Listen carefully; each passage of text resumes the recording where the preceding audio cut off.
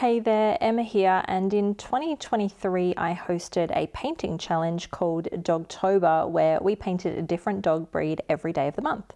You may have seen some of the clips that I posted on Shorts at the time, just showing like a few little clips from each painting, but I've decided to go and pull out the real-time footage and share them this year so you can follow along if you'd like to. A couple of disclaimers/explainers. The point of the challenge for me was that I wanted to try and loosen up. I'm a realistic portrait artist, and so I gave myself a smaller size to work with as well as a time frame. I'm painting on roughly about A6 size paper, which is pretty small. In terms of measurements, that's like roughly 10.5 centimeters by 14.8 centimeters or 4.1 by 5.8 inches. And I also tried to set myself a time limit of about 15 minutes. I really wanted to challenge myself to loosen up, but you can approach this any way you like. Maybe you'll do it in a different medium or a certain color palette. The options are endless, totally up to you, but you're more than welcome to follow along, and these are kind of like mini tutorials. I do want to point out though that as this was unusual for me and a challenge to me, not all of them are that good. I really struggled in the beginning to start loosening up, and particularly struggled with the long-haired dogs. But you know, it's an adventure and you'll see me progress through the month and learn a lot. If you want to grab the outline sketches, I have put all 31 sketches into a document, a PDF that you can download from my website. I will link that in the description. You'll just need to pop your email address in, which will sign you up to my mailing list, but then you'll get the document with all 31 outline sketches, roughly about the same size that I'm painting. You're more than welcome to print them, trace them, size them up or down if you need to. I'll be working with my usual set of supplies and mixing colors as well, but I will talk you through the process as we go. Let's jump in. Day 4 of Dogtober, Bernese Mountain Dog. This may just be one of my favorites from the series, so I hope you enjoy. We're going to get started by creating our colors, which is basically the same color palette as yesterday's dog. So we need some orange. I'm grabbing some primary yellow and mixing through some primary red. This one's special to me also just because I felt like I did really loosen up in this one. We had some progress in the Beagle in day 3, and then this one I feel like a really cool style was emerging. I'm grabbing a teensy little bit of primary red and just popping that on the palette, leaving it quite watery. That's going to be the tongue color.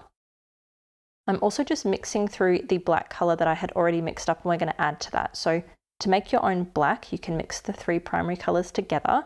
Some people have success by adding the 3 colors all together at once and combining them.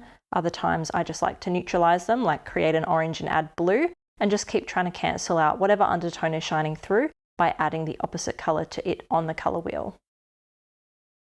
I've added some red and mixed it through that mixture as it was looking a little bit green. And now I'm just adding a little bit of blue on the side of this orange so I can mix some of it in and create a bit of a brown.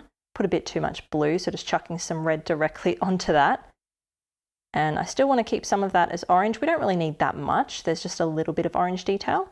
So I'm just sweeping across a bunch of that color in there to make a bit of a dark brown.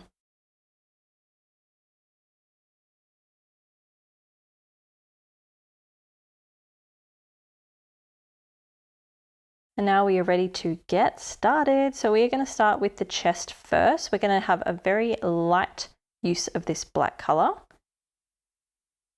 And I'm just going to start trying to look for little spots to tuck some shadows in. So don't think of it as painting the white fur strokes. Think of it as painting shadows in the clumps of the white fur. So I'm tucking that nice and closely under the chin. And then we're going to start to bring that down onto the chest. So just really loosely here. And then I didn't really love the sketchy look of this, so I just kind of blend it all together. But just trying to keep it pretty fast and loose. So I'm now just kind of blending that all together into one big watery patch. But I'll continue sort of tucking this color up against the other colors of the fur that we're yet to paint in. And then a couple little spots further down. I like to think of it as, like little skinny tall triangles because the fur is just falling down on either side of it. Taking the orange color now, and we're going to very carefully sketch in their tiny little eyebrows. So kind of tall, short, kind of triangular shapes of eyebrows, very close to the inner eye. Using this colour for a little bit of fur on either side of the cheeks as well. So sketched a little bit on the far side of the snoot and just carefully sketching that in on the left now. So we'll take it out a little bit further on this side because we just see more of this side of the dog's face. So sweeping that downwards.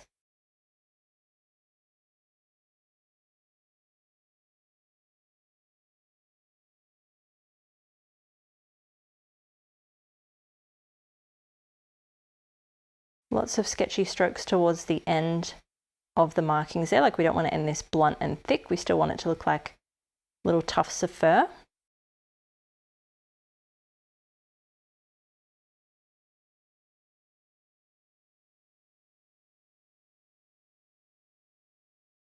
Dipping into the pinky colour now and sketching in the tongue. So I'm jumping all over the place here because I'm really trying to paint as many elements as I can that don't touch each other so that I don't have to stop and keep drying every little thing off. So if you're wondering what the thought process is behind that, well, that's it. So popping in the tongue now, and we can add some darker colour. So you can mix in some of that black colour there and just pop that right at the top of the tongue, and that's just going to help tuck the tongue right back in the head there and just make it look like there's an opening that goes back into the head, which there is. A little bit of a watery colour here of that pinky colour up the back. And that's just going to be part of the gums later on. And now I've dipped straight into the black colour, nice and concentrated, and we are going to start sketching in all this beautiful fur. So I'm going nice and rough, but kind of swinging the strokes back to point towards the head of the dog. Tucking that in nice and close. Now, if you feel like your orange colour is still too wet here and it's just going to bleed in, leave gaps. That adds to the loose effect. You don't have to have them touching each other. Bring that up the side there, nice and choppy. So tucking that in there loosely. And we're going to pop in the ears now, leaving a little bit of a fluffy tuft at the top there. We're painting the ears a little longer.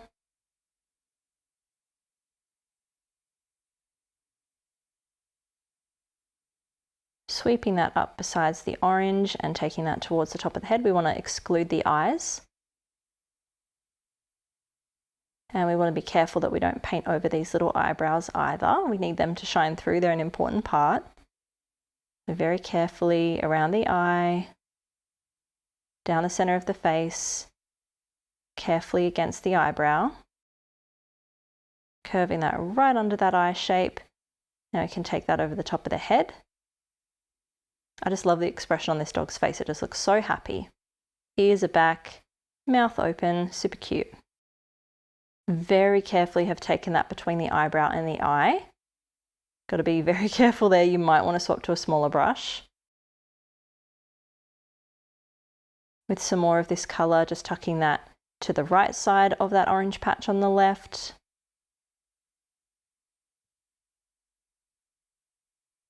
I think about doing some wet on wet and then I tell myself not to, so I didn't drop any more colour into that black area on the left. I'm jumping straight down to do a similar thing on the right. So again, lots of sketchy strokes, long strokes, leave gaps.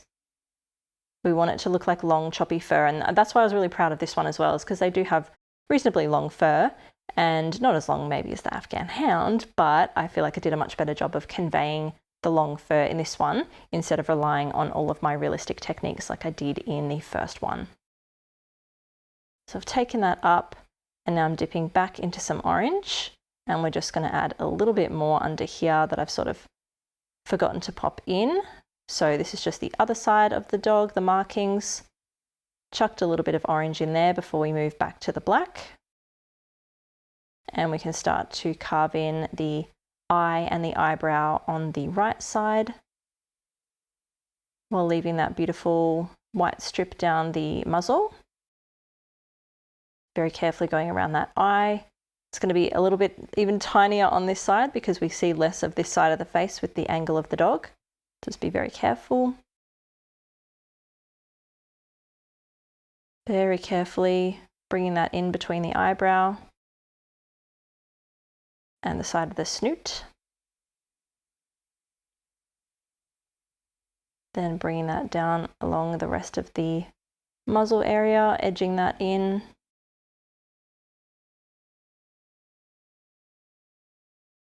Adding in some little tufts of fur at the top of the ear on the other side and sketching that rough ear in.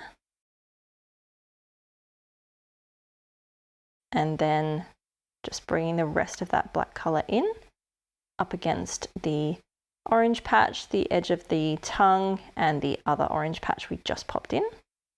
Leaving that till last basically because I only just did it. Give it a bit of a chance.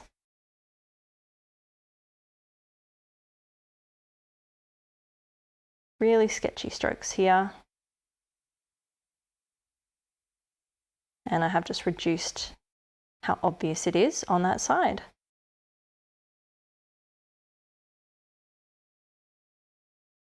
Popping in a little bit more of a shadow at the top of the tongue with the same colour.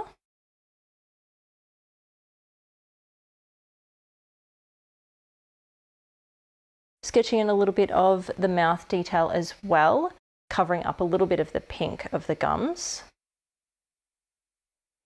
And just very carefully sketching around the tongue. That should be dry now. If it's not, you can wait.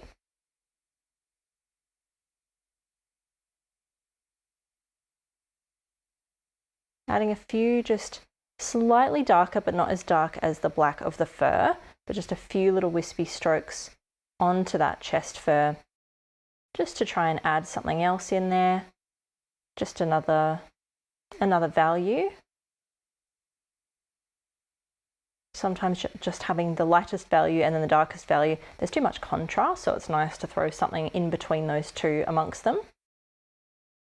I'm dipping straight into some black now to pop in the nostrils. You could definitely just use the black of the colour that you have mixed, but sometimes it's nice to just get the darkest black you can very easily. So sketching in the little nostrils, looking like sideways commas. Just remember the one on the far side is always going to look a little bit different, a little bit smaller. Sketching in that split down between them towards the opening of the mouth. Dabbing off excess colour from my brush and dipping into some of that mixed black, and we can use that as a bit of a shadow on the bottom of the nose. Just rinsing off and dabbing off to fade that out so it's not too heavy there. Into some of that brown colour, and I'm going to pop the eyes in. So it's really hard to see these eyes. Try and leave a little bit of a gap of white paper on the inside corner and the outside corner, and just pop these in as teeny tiny little circles. We do have to pop the smallest of highlights in there as well. It does make it a bit tricky, but try and leave some gaps there. And again, it just adds to the looseness of the portrait. But there we go, we can dry that off. So we went a long way without having to dry anything, which was good. With some of our pinky colour and a dry brush, I've dabbed off the excess water before going in. I've just popped the crease down the tongue, the middle of the tongue. And now with some watery black colour, I'm popping the nose in, so painting straight over the nostrils. Again, remembering to bring the nose down to a bit of a V shape. And this time I'm going to make the highlight on the top left. So I'm going to use just a really watery amount on the top left and then add more colour on the right. Just adding a bit more brown to the eyes as well.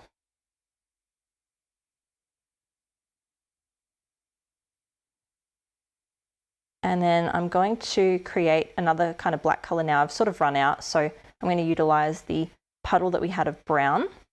And so I've turned that more of a purpley colour. I'm mixing it all together now. I don't need that orange. Popping some blue in. Mixing more of the orange in. And now we are going to go in and start to shade the black fur. So this was something different I did. Instead of wet on wet blending, it was just selectively popping some shadows in on top of the fur. So I've shaded the right side of the face there, and now I'm heading on over to this ear, and I'm just trying to think of like where would the darkest parts be, like really tucked up against that head there, not at the edge of the ear, but at the part that's touching the face. So carving that in, a little bit here above this orange fur, A little bit around the top of the eye, curving that around, and then the inner eye as well, flicking that up in front of the eyebrow. Same on the other side. So the other side I shaded basically what we could see of the face before it reaches the ear. Adding a little bit under the chin there in 2 spots. And now on the far side, again, just trying to add it up close to the side of the dog. This one, I'm taking it out further to the edge, but then leaving a gap and again, tucking it under the orange. Heading up to the face now and just extending it, a slightly more watery mixture up towards the top and then under the eye. I'm trying to leave lots of gaps though. We don't want to just paint the whole thing black, or we may as well have just gone over and repeated the layer. So a little medium mixture there next to where I originally started on the right of the face. I am deepening up the whole right side of the bottom of the fur though, because according to the nose highlight I created, the light source is coming from the top left. So it's okay if the bottom right of things is really shaded. Adding some in on the inner eye and carving the whole eye in around the top a little bit more. Just going over some of the same spots here, taking a little further down under the eye.